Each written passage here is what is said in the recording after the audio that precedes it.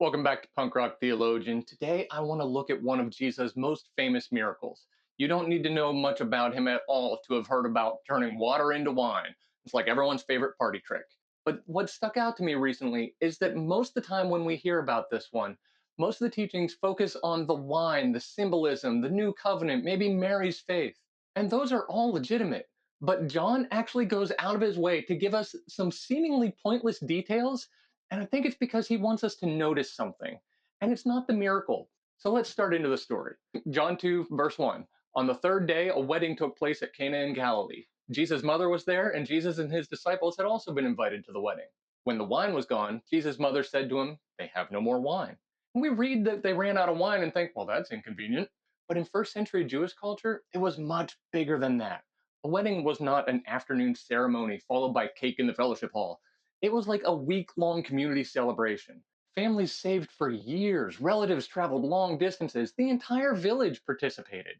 And running out of wine was not like running out of some menu item. This was public humiliation. The groom's family could be remembered for years, decades, generations as the family that failed to provide for their guests. Imagine hosting this wedding, inviting the entire community, and halfway through the reception, the food runs out. Everybody notices, everybody talks, and everybody remembers. That's the crisis. Let's pick up the story at verse 4. Mary has just told Jesus they're out of wine. "Woman, why do you involve me?" Jesus replied. "My hour has not yet come." His mother said to the servants, "Do whatever he tells you." I think it's funny that Jesus doesn't seem eager at all to get involved. Mary comes to him and says, "They have no wine." And Jesus responds, "My hour has not yet come." That doesn't sound like somebody preparing to do a miracle. If anything, it sounds like somebody politely declining. But then Mary turns to the servants and says something simple and remarkable: "Do whatever he tells you." That's all she says. No explanation, no strategy, no miracle formula, no indication she had any idea what he would do. But just trust him, do what he says. Honestly, that single verse may be some of the best advice in the entire Bible, but it's not my point for today, so we'll continue. Nearby stood 6 stone water jars, the kind used by the Jews for ceremonial washing, each holding from 20 to 30 gallons. Jesus said to the servants, "Fill the jars with water." So they filled them to the brim. This is the obscure detail I was talking about. Imagine you're one of the servants. You know the problem. The problem is wine. And so the solution should probably involve wine.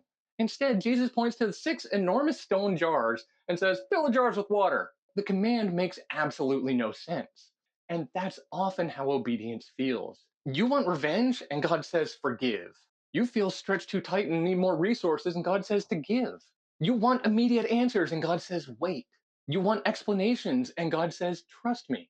The command rarely feels even connected to the outcome. It's not a solution.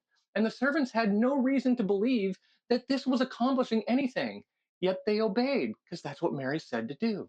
And did you ever wonder why John explicitly points out not just how many jars there were, but how much each one held, and even that they filled them clear to the brim?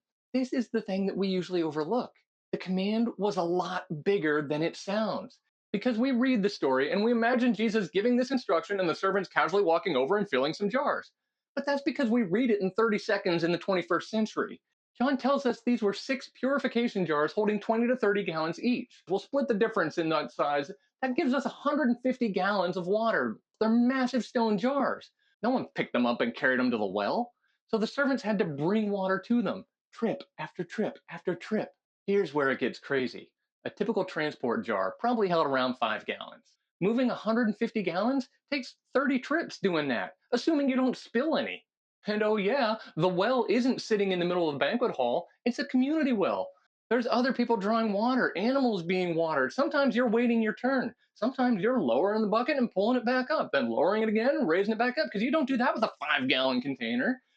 Pouring that into your transport jar, lifting that weight onto your shoulder, walking all the way back just to dump it in the jar, come back and do it again and again and again. Now, if one servant tried to do this alone, we're talking about like 15 hours of labor.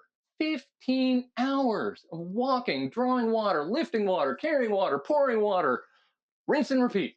But it said servants plural. We know there's more than one. A typical household might have had about 3 to 5 servants. This family ran out of wine. That suggests that they probably weren't operating with a whole bunch of resources. So let's go ahead and assume the low end. We'll call it 3 servants. Well, now it's still 5 hours apiece.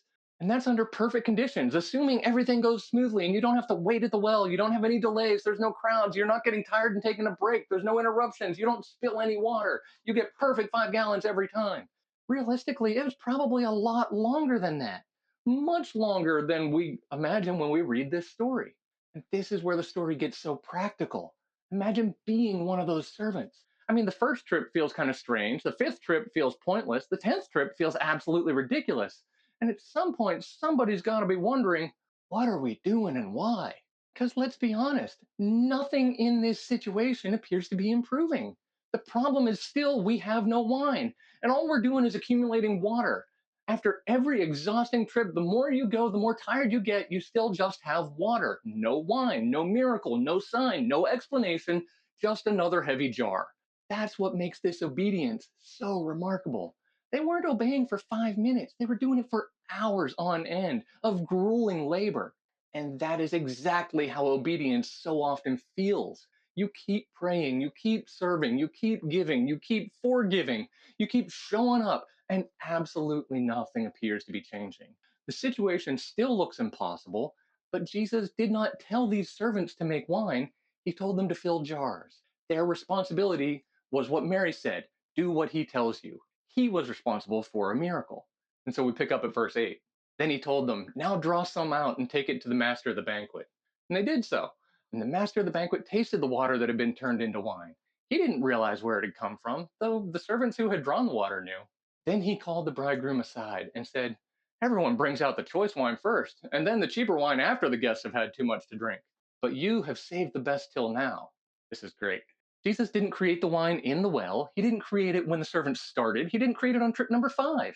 The miracle happened after the jars were filled, after the obedience, the sweat, the waiting, all the exhausting work that seemed so completely disconnected from the problem. Don't get me wrong, obviously, we don't earn miracles. That's not the point of this story. Jesus performed the miracle. Jesus gets the glory. Jesus supplied what they could never produce. But the servants still had a role to play. God often works just like that. He invites us into the process, not because he needs us, but because he chooses to involve us. Another detail I love is how the master of the banquet didn't know where the wine came from.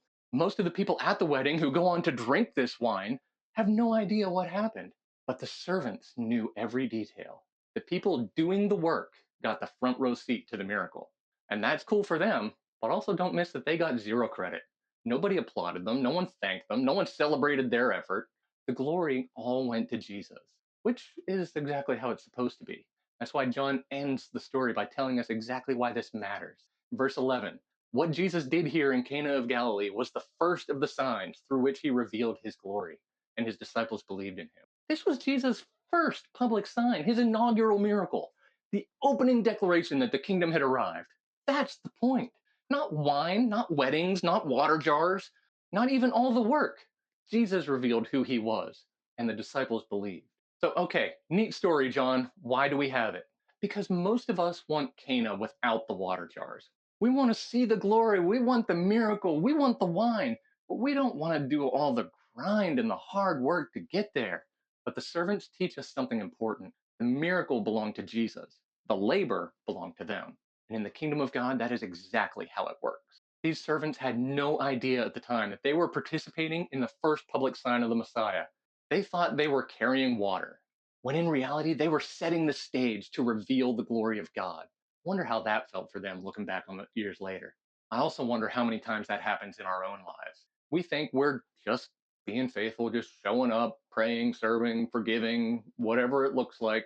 Just keep going, do it another time, carry another bucket. And the whole time, God is preparing something behind the scenes so much bigger. Unfortunately, more often, we spend so much time evaluating the command that we never start carrying the bucket. These servants didn't stand around arguing because they didn't know the timeline and couldn't see the outcome. They simply did what Jesus said. And somewhere between the well and the wedding feast, God was already preparing this solution they couldn't see that revealed his glory. That's how he works. Our job is to do what he says. Everything that comes after it is his job.